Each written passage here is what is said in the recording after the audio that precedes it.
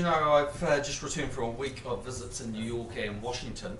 The main focus of the New York leg of the trip was to reinforce New Zealand's bid to secure a non-permanent seat on the United Nations Security Council for 2015-16. I met with several regional groups of permanent representatives at the UN in New York, where I made the case for New Zealand, and I think we got a very positive response. I also attended New Zealand hosted receptions for some of these representatives, together with Sir Richard Hadley. Participated in an event to promote the 2015 co-hosting of the Cricket World Cup. This also provided further opportunity to push our UN Security Council case with cricket playing nations, as well as having a bat and bowl on the lawn. My view is that the campaign is going well, but we need about 130 votes to win in October, which is why we're working hard to get over the line. My program in Washington was extremely busy, culminating with a meeting with President Obama, as I'm sure you saw. My visit provided a timely opportunity for me to engage with the senior US administration and congressional leaders on a range of issues of mutual interest, ranging from international security to environmental and social issues, again reflecting the depth and breadth of our bilateral relationship. Obviously, one of the main discussion points during the meeting centred on the Trans-Pacific Partnership Free Trade Agreement. I've been very clear that our priority is to secure a comprehensive, high-quality agreement which will ultimately bring significant benefits to New Zealand and partner members.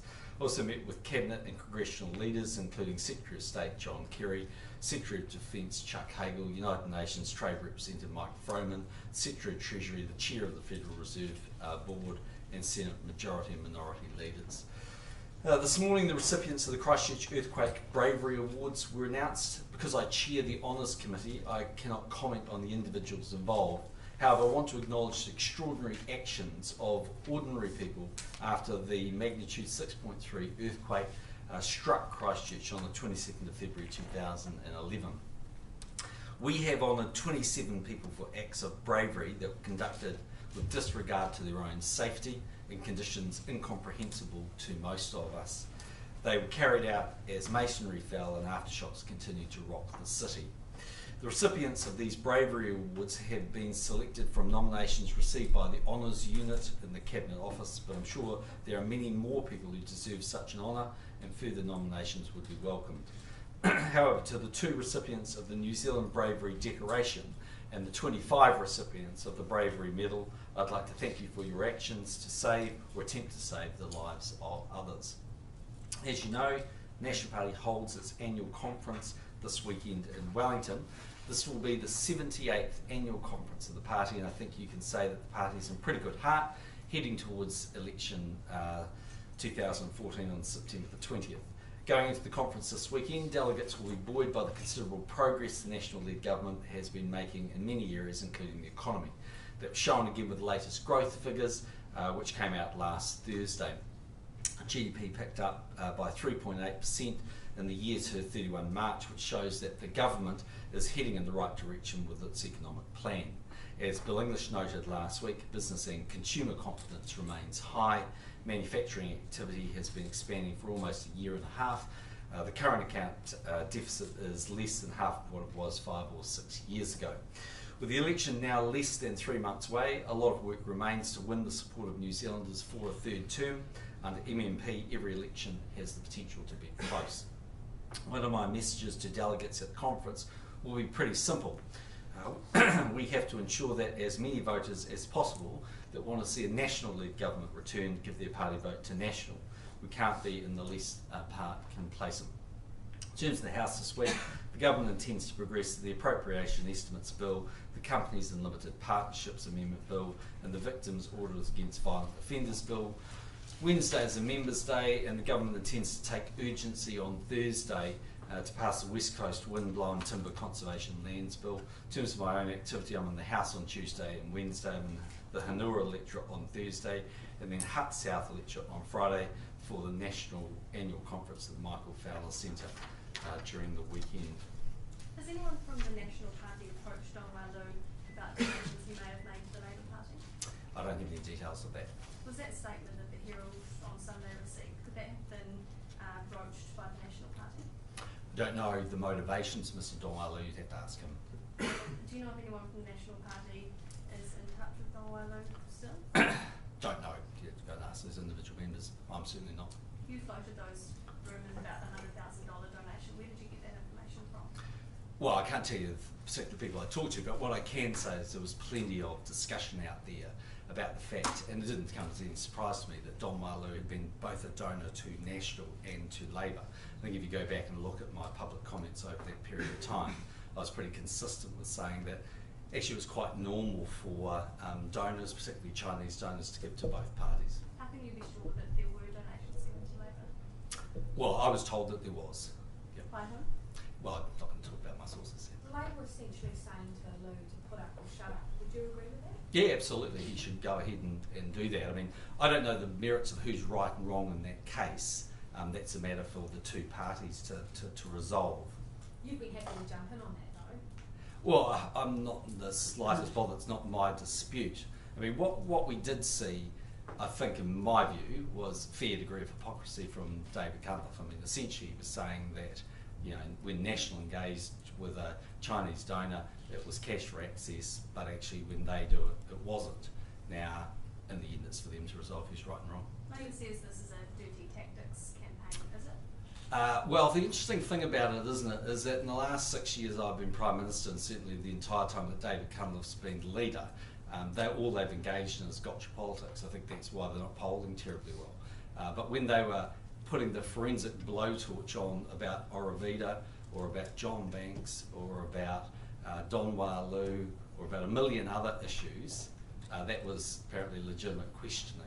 So in the end, I mean, it's for them to make their place with the New Zealand public and their statements to the New Zealand public. I mean, this is what it is. If they're telling the truth, then nothing that would come out would be worrisome. Is that what it comes down to, one side or the other telling the truth? Well, I mean, it's pretty simple. I mean, David Cunliffe basically said to New Zealanders he'd had no involvement with Don Wailu.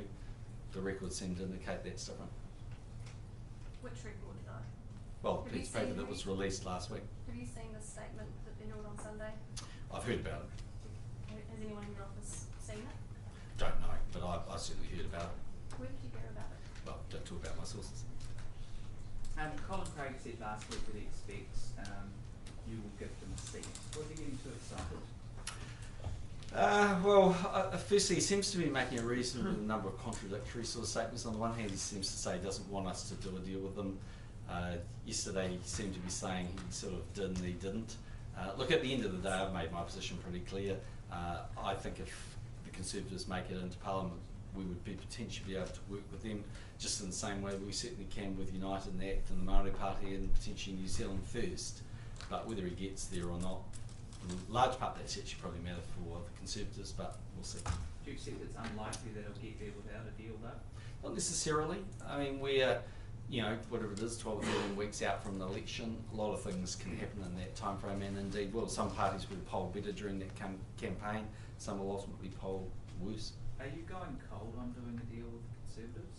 No, I wouldn't say that. What I said at the start of the year was that I wanted to be transparent and as transparent as I can be. I laid out the 5 parties we could potentially work with.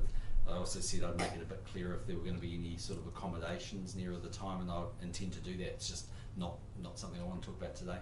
Did you or anyone else in the National Party indicate to Colin Craig or anyone from the Conservatives that if you were going to do one of those accommodations, East Coast Bays would be the most likely seat you would do it?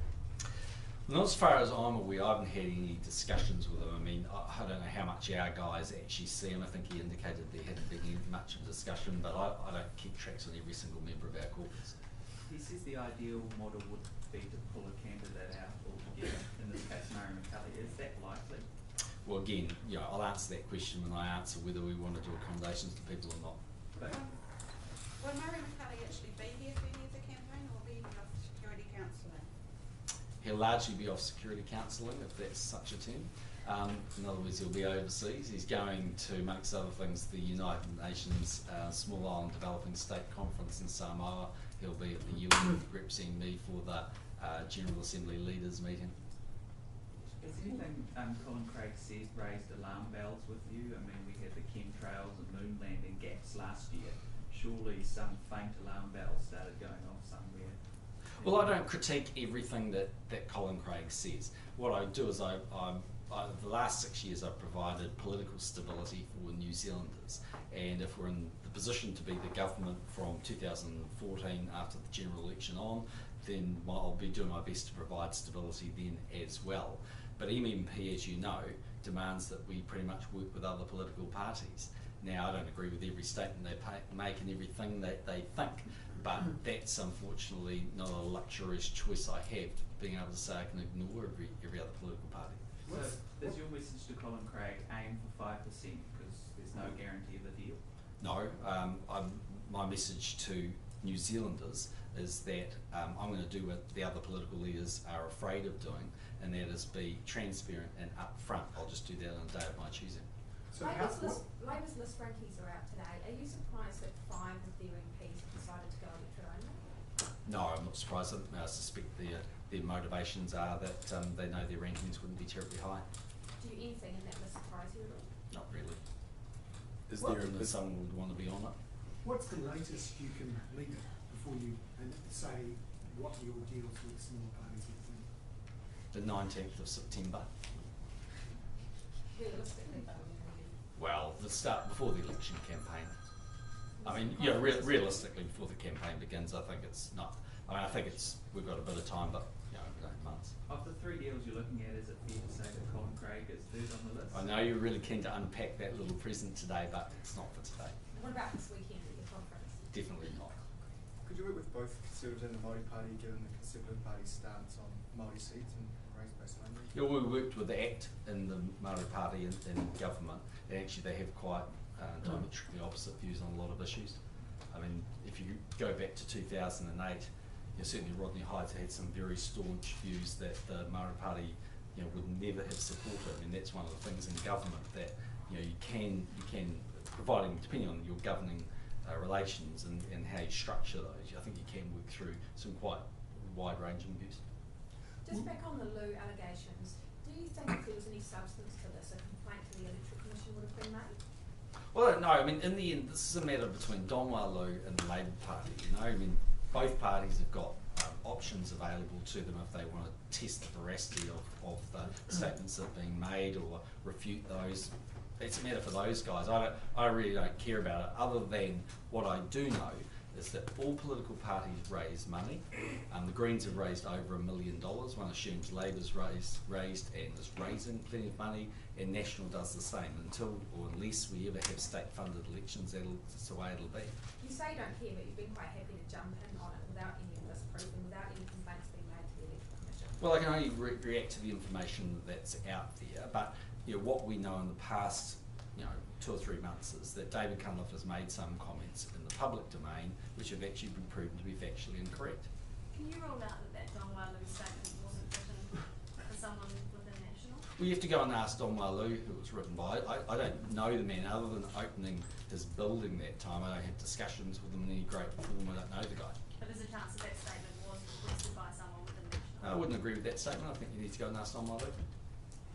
On TPP, would you be okay with a deal that had Japan in it, but didn't completely remove tariffs for dairy and wine exports to Japan? Well, we want to have a high-level, comprehensive deal, and without that, obviously you reduce the benefits to New Zealand. Obviously, every country in there has some sensitivities, and New Zealand's is agriculture, America's is intellectual property and SOEs. Everyone's is a little bit different. So I just think that until a deal is finally completed, everyone should shoot for the best possible deal. There's a point at which if it wasn't good enough for New Zealand, we wouldn't be in it. But I'm pretty confident we'll eventually find a way through all of these issues. Federated Farmers is saying that Japan should be allowed to leave unless it agrees to complete removal of all of those tariffs. Well, the point I made in New York or Washington was that actually I think we should have a high quality comprehensive deal. If that's a position that some parties can't reach at this time, it's quite conceivable that the countries that can could complete a deal and we could move on from there. But in the end, the preference is that the 12 can find a way through it. Is the ball currently in Japan's court? not solely Japan. Every single one of those countries has something that's sensitive. I mean, some countries won't want liberalisation of agriculture. A country like New Zealand absolutely does. Some countries are more worried about the intellectual property or the SOEs or the investor state dispute resolution chapters. I mean, all of them have something that's a bit different. But like any negotiation, you know, there's always give and take, and there's always an arm wrestle. But in the end, I mean, New Zealand's got a history of signing up to high quality deals. Our economic modelling is based on a high quality deal. And it becomes a point at which if you have to give a lot and you don't get enough, it's not worth it. I don't think we're at that point. Pretty confident we'll find a way through. Would you describe the deal that Australia did with Japan as high quality, comprehensive? No, I wouldn't. So So a deal that doesn't include Japan liberalising within those 5 sectors that are very important to it, would you regard a deal that is done around that block as being comprehensive and high quality? Well, you're asking sort of a hypothetical of, you know, if you strip this bit out of that, but I mean, there are emerging nations within the 12 countries. It might be reasonable, for instance, to give some people a bit more time than others. I'm suggesting Japan's in that category clearly because they're a highly developed economy, but there are other economies that are not as developed. But in the end, we've got to find a way through this thing. But if the purpose of signing up to a free trade agreement is that it makes a difference to your economy, and of course you can be less ambitious, but if you're less ambitious in one area, ultimately you become less ambitious in lots of areas.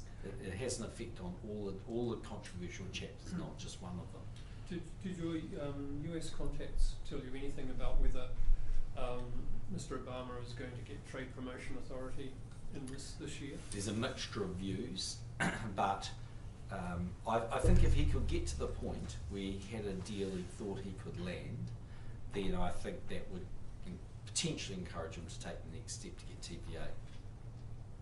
On Five Eyes, can you just clarify exactly the position? Was New Zealand reintegrated 5 years ago? I don't think in the way that some people would describe that. Can you tell us exactly what happened? Well, there was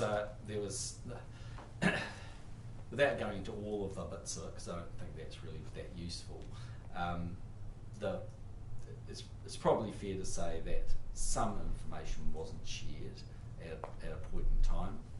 Now, pretty much all of it is, with the exception that each of the Five Eyes partners has both the ability and from time to time does gather information they don't share with the other partners. So what kind of information was and was not shared? Not going to go into that. For what reasons? Don't think it's in the national interest to do it. Was that more the Americans not sharing with us rather than us not sharing with them? Yeah, it's Americans with us, yeah. And what was the reason for that breakdown in the relationship? Well, I think you can work that out, can't you? So it's to do with the nuclear free Yeah. policy. There's no other reason behind No. it. And why was the relationship re-established? Because the Americans wanted to.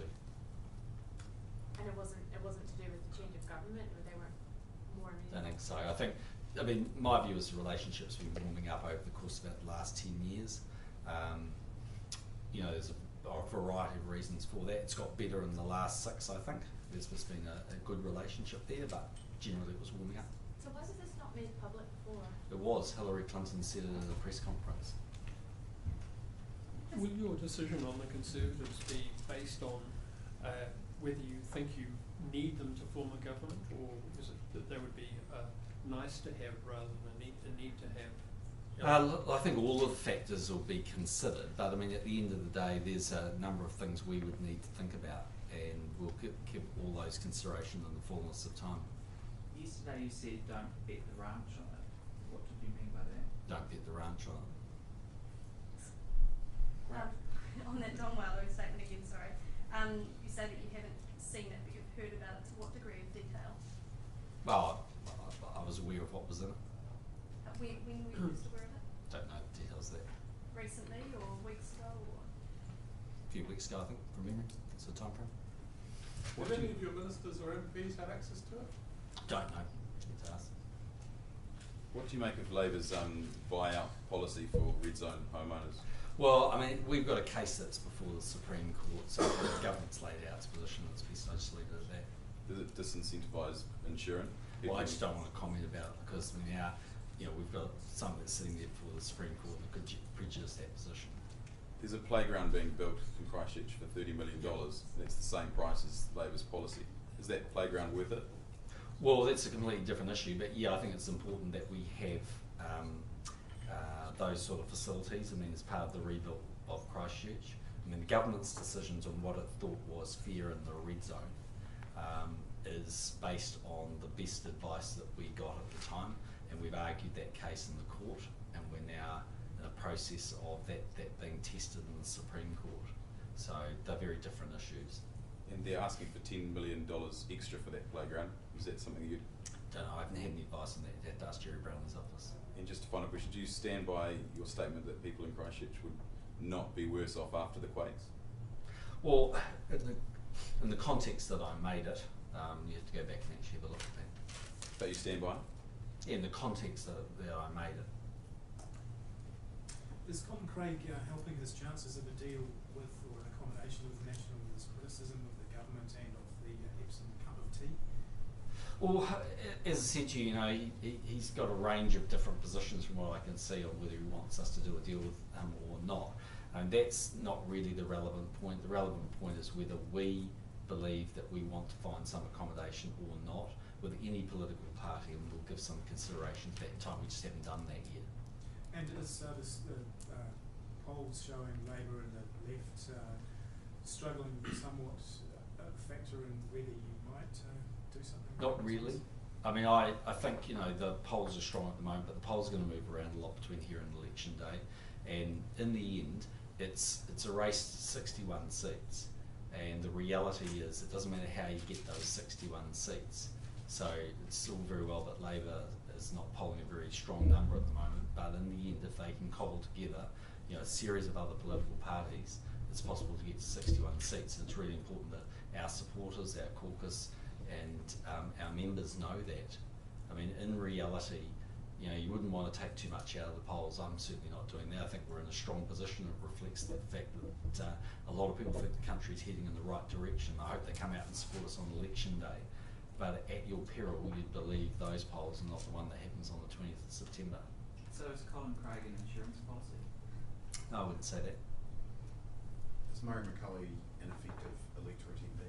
Yeah, I think so. He's been highly supported. I mean, year after year, election after election, he's won East Coast Bays, and I think he's well liked in his electorate. But even with the workload that he has as foreign minister, he probably doesn't have to spend a lot of time.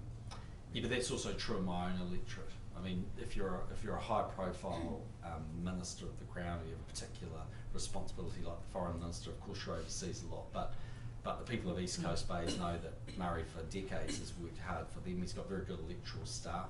He's still very much in contact. He spends quite a bit of time when he can in his electorate. So that's just the nature of being foreign minister. There's always trade-offs when you have a high-profile minister as your MP. Is Colin it fair Craig's to the people only East one. Coast Bays though that Sorry? he's not even going? Is it fair to people East Coast Bays that he's not even going to be there campaigning for their seat and for their vote? Well, he'll campaign, but I'll be campaigning in my seat as well. But as the leader of the National Party, the reality is I'll spend far less time in my electorate during the 30 days or whatever of the campaign than, for instance, a more junior backbench member of the government will. That's just the nature of things. But I think my constituents forgive me for that, and I'm sure Murray's do as well.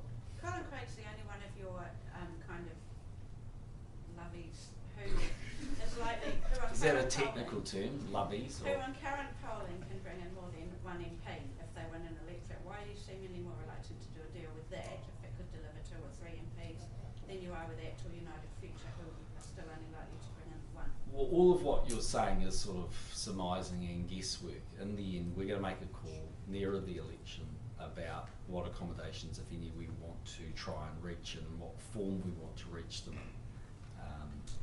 Obviously I could leave that and could send you the more subtle messages or whatever, but the call I've made is that in a more mature environment that people have got used to with MMP, it's probably better for me to be up front. Will the July meetings be decisive as to whether we get a TPP deal this year? They'll help, obviously, because I think we've had 19 sort of formal meetings so far. Exactly. I myself don't think you'll get much of either decision or movement pre the midterm elections in the United States, and they're in November. So I don't know that for a fact, but it just strikes me as being one of those things which were far more likely to be progressed post the midterms and pre it. Right. So it's a 2015 deal, if it's going to be a deal at all. Possibly, but my whole argument, I think, around TPP and just generally in terms of trade deals has been that it's not worth sacrificing the quality of the deal for time, and that's equally true with something like the Korean FTA. I mean, we're making progress, it's getting closer, but it's been quite a drawn-out exercise. But in the end, it's better to wait a little bit longer and get a better deal than sacrifice it the other way around. So what did you think then of the Australian deal with Japan? Well, yeah, obviously it's a matter for Australia and Japan to decide if that's the best that they can do with each other, but we have historically set a higher bar. Does gender play a role at all in the National Party selection of candidates? Well, we'd like to see a good mix of male and female candidates, and think that makes sense. But at the end of the day, you know, in terms of local selections, you know, it's the delegates who ultimately decide, with rare exceptions of the odd board appointments. And I think their decisions made on who they think the best person for the job will be. Do you know how many women you have in your top 20? How many I have? Yeah, all national has in the top 20. Well, we haven't done the list yet, but I mean, we'll rank it in terms of ministers most probably, but we haven't decided that yet. Is there any sort of quota at all that you have? We don't have a quota, no. David kind of says that there is, you know, the man band didn't come into force today with his list. Do you think that's right? I don't know. I haven't really looked at it, to be perfectly honest, in any great depth. I mean, was there 34 women on the list or something? I'm not sure. Something like that, someone said. Would you consider instating a quota at any point? No. Why not? Well, I don't think that would be appropriate. I think in the end, we're going to try and attract the best quality candidates to stand for national. I hope there's a good mixture of men and women who choose to do that, just like I hope there's a good mixture of ages and ethnicities.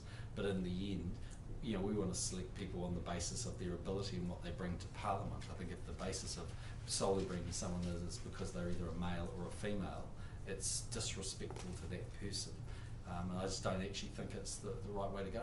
But meritocracies do have a tendency to bring in a majority of white men in these. But one of the great things about MMP though is that even if you accept that there's that bias, and I wouldn't necessarily always agree that's the case, but even if you were to accept that proposition, MMP allows you to use the list to make sure that balance is rectified. So should Parliament be gender balanced? Well, I mean, our society this is the House of Representatives, so obviously a balance, you know, makes a bit of sense. But in the end, we're not going to run a quota. You know, we actively go out there and run a candidates college. We try and attract, you know, males and females to come and run for us. We try and attract people of different ethnicities and different ages. And in the end, we try and take them through the process. And Parliament's become a lot more family friendly now. I mean, we have recesses when school holidays are on and all those sorts of things. But it's a big call for anybody to stand for Parliament. And in the end, they've got to make their own decision. For a while in the 2000s, Labour had a gender gap advantage among voters. Yeah. That seemed to disappear in 2011. What's your polling telling you at the moment about where National stands in relation to the gender gap among voters? Well, I think, you know, we're doing pretty well with females, but we're obviously doing well with males. I mean, that's why we're polling such a big number. But we don't have a big deficit with females. Okay.